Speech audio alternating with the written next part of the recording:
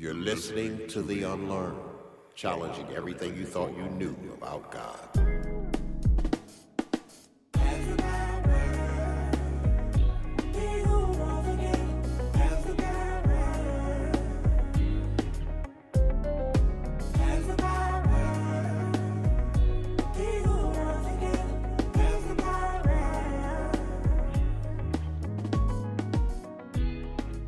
Success in life is contingent upon our ability to go with the flow and adapt to change.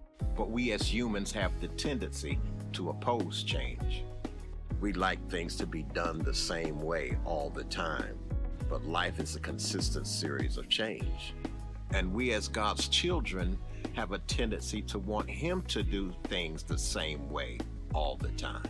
Yes, God is the same yesterday, today, and forever, but the way that He does things may change. As a believer, we have to embrace that in order to be successful in this life. Just because God told you to do something yesterday doesn't mean that He'll tell you to do it today. And just because He told you to do something in a certain way yesterday doesn't mean that He'll tell you to do it the same way today. Moses had to find this out the hard way. In Exodus 17, God told Moses to hit the rock so that the children of Israel would have water to drink. But in Numbers 20, He told him to speak to the rock instead of hitting it. Metaphorically speaking, he did what he did yesterday, but that's not what God told him to do today, and it cost him a chance to enter into the promised land. I should never allow my soul to occupy the place that only my spirit should reside. Isaiah 55 says, "This plan of mine is not what you would work out, neither are my thoughts the same as yours. For just as the heavens are higher than the earth, so are my ways higher than yours, and my thoughts than yours." So it's not about how I feel, it's about what He said. Jesus said, "Man shall not live by bread alone, but by every word that proceeds out of the mouth of God." The operative word here is proceeds, present tense, not proceeded, past tense, or will proceed, future tense, but present tense, continual, right now. The ability to hear God and what He is saying right now is critical to our growth and development. I know what He said yesterday, but what is He saying today? Is it possible that we're doing things that are no longer relevant, things that are no longer required, or things that He never told us to do in the first place?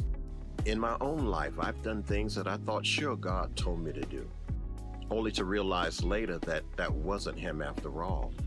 It was me. Could God be saying, "I never told you to do that"? Who told you that? Kind of reminds me of when Adam sinned against God and he went and hid himself. And God called his name and he didn't answer. And He said, "Adam, where are you?"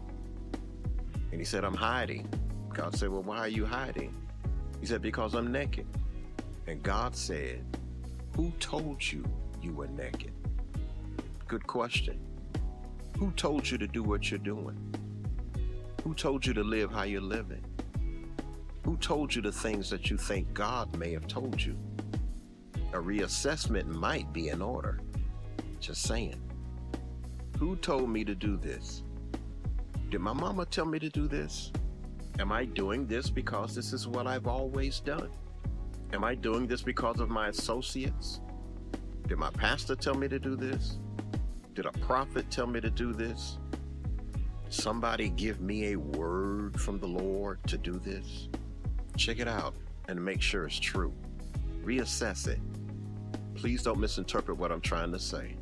God has placed people in our lives to direct us, to lead us, and guide us.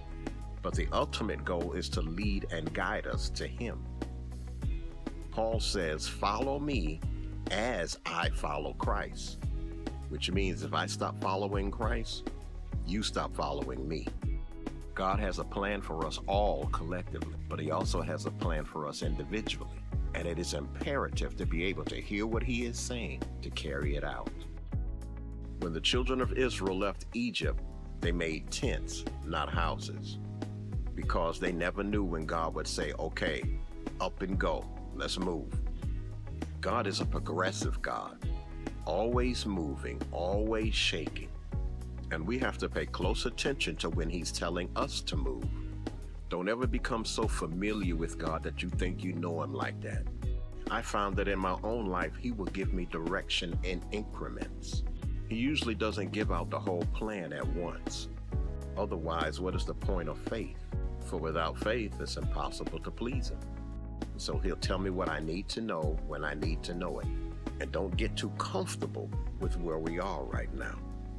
He's saying, can you hear me? Pay attention.